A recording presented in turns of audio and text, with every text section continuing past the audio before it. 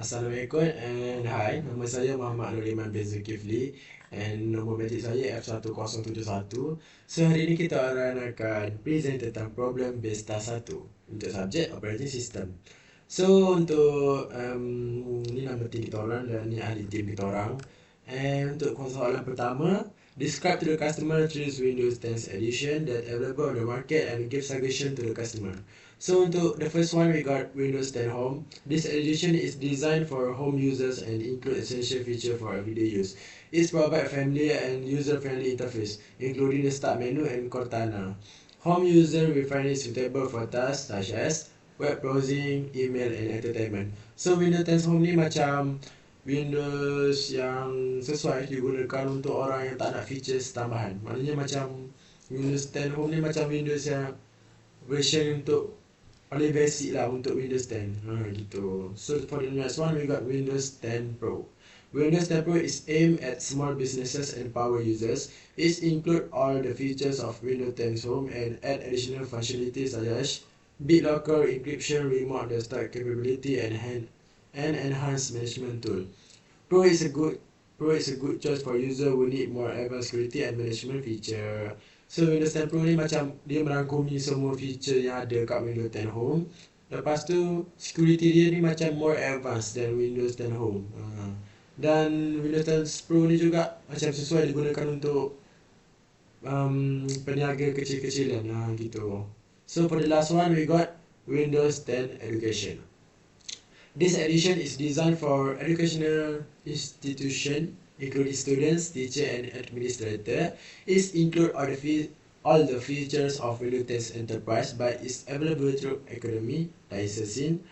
Education edition provides tools for collaboration, productivity, and enhanced security suitable for the educational environment. So Windows 10 Education ni macam nama dia jugalah. Dia ni macam sesuai lah digunakan untuk macam student, untuk teacher, lecturer and administrator. Macam Windows 10 Education ni more to education purpose. Dia macam lebih untuk pembelajaran. So itu sahaja daripada saya. Assalamualaikum, nama saya Muhammad Syamil Hakimi dan nombor metrik saya 34DDT23F 1075. Saya akan teruskan slide kami yang kedua, yaitu question 2, explaining about differentiation between Windows 10, 32-bit and 64-bit. Okay.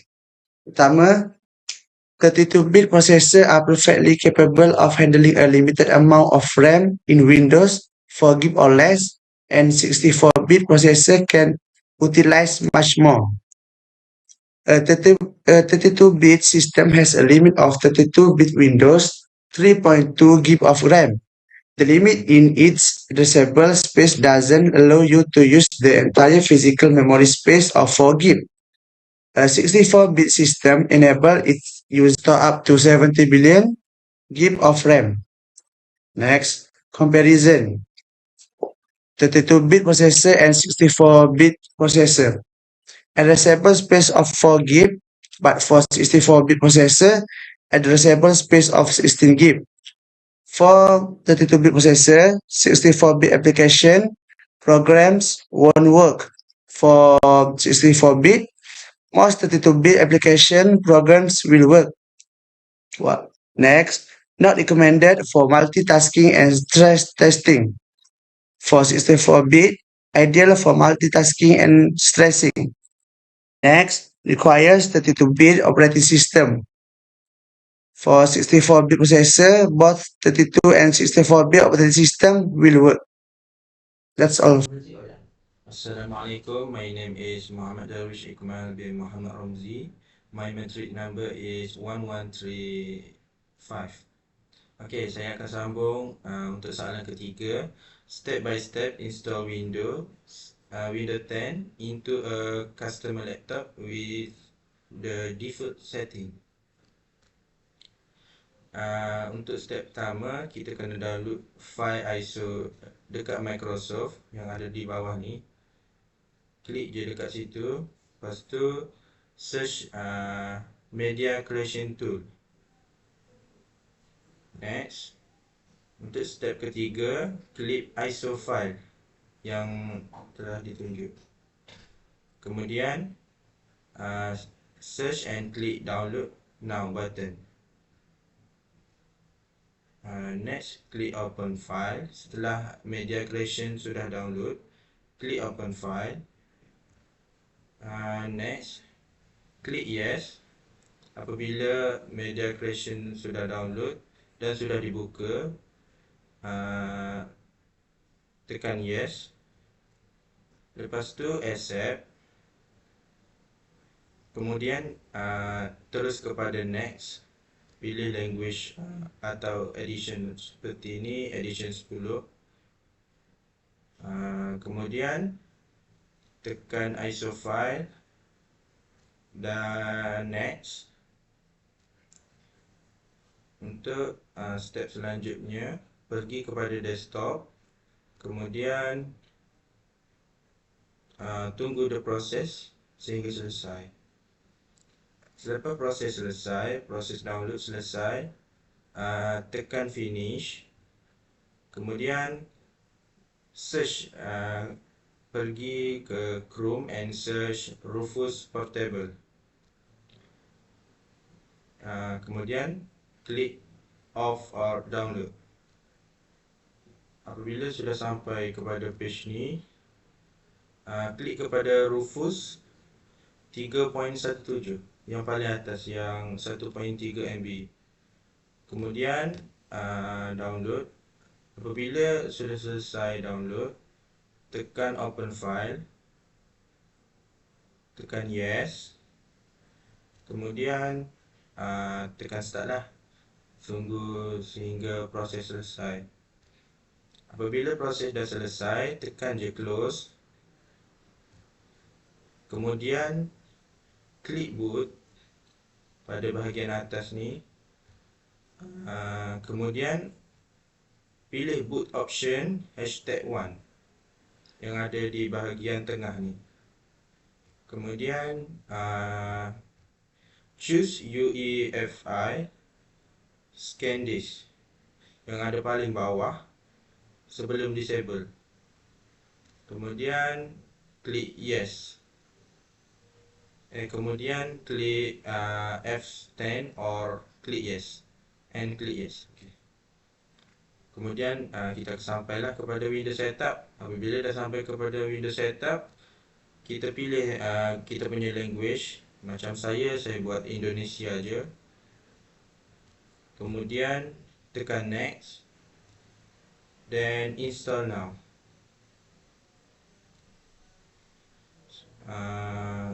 Kemudian lepas tekan install now, dia akan keluar I don't have product key.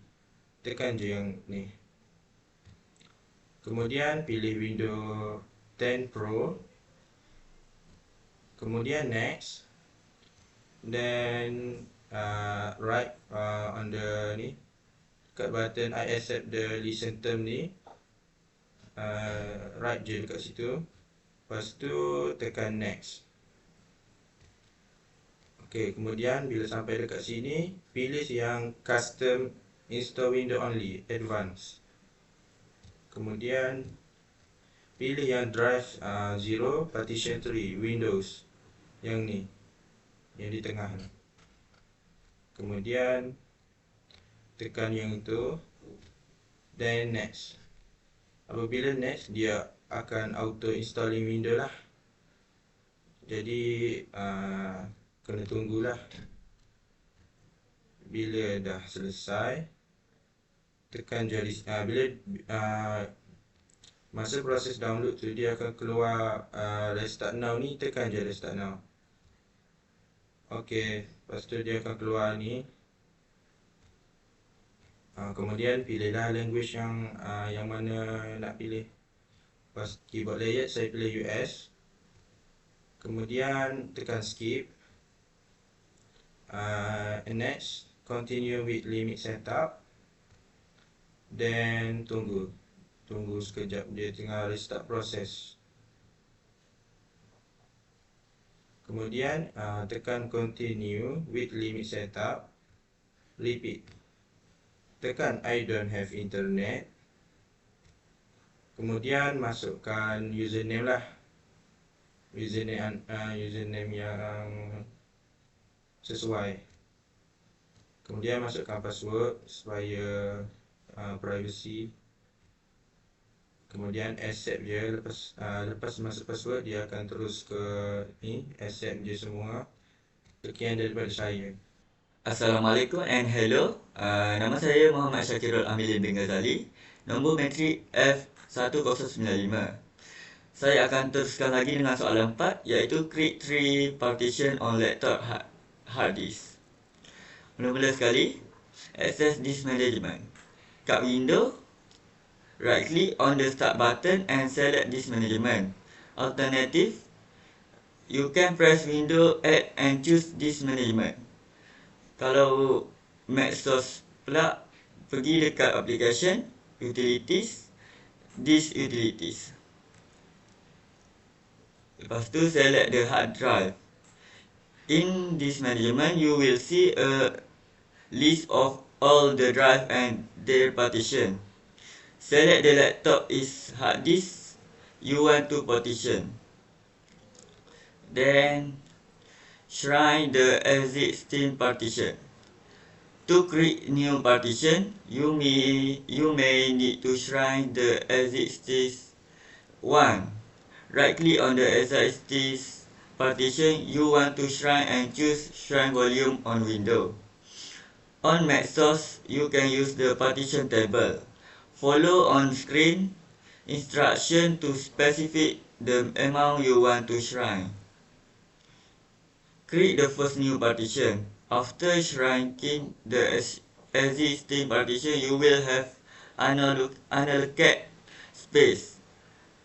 Right click on the unallocated space and select new simple volume on window, or use the plus button in this utility on Maxos.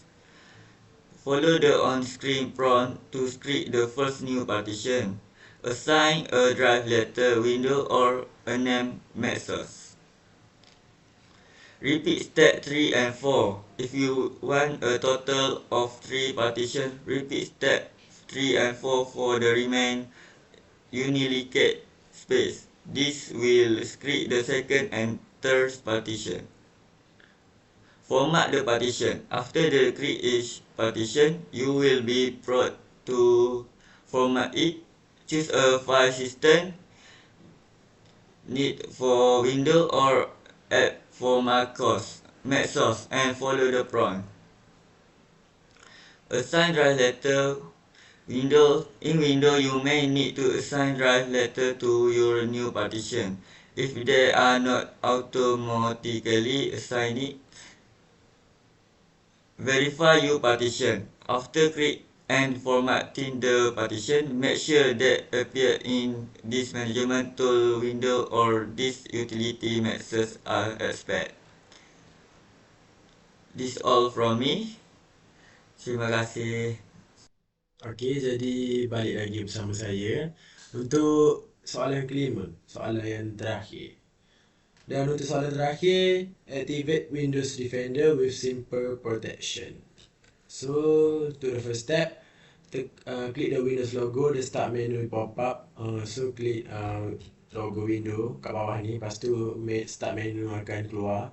Lepas tu, search Windows Security and click it. Ni, so tekan benda ni. Search kat window tu, lepas tu akan keluar benda ni, so tekan je. Lepas tu, on the Windows Security screen, check if any antivirus program has been installed and running in your computer. Macam ni. Kalau macam tak ada, tak ada green tick, dia macam this could leave your system more vulnerable to malware, viruses or other security threat. Macam tak ada protection kalau tak ada tick ni kat lamban, kat logo shield tu. Kalau tak ada tick hijau ni. If you see a green tick next to your antivirus software or Windows Defender, it means that the version is enabled and is actively monitoring your system for potential threat. Maknanya kalau dah ada green tick ni, barulah laptop kita tu selamat. Dan antivirus protection tu dah enable dan dia macam elakkan kita lah daripada untuk terkena sebarang virus. Macam tu. So untuk nombor 4, click on virus and threat protection as shown. Macam ni kalau kita tak nak Macam kalau kat laptop kita tu tak ada tick. Kalau tak ada tick, tekan je lamban shield ni. Kita nak biar dia shield apa ni, nak biar antivirus tu aktif. So klik je lamban shield ni. Lepas tu select virus and protection icon ni. Virus and protection setting, tekan dia ni. Lepas tu buka ni, real time protection tu on kan.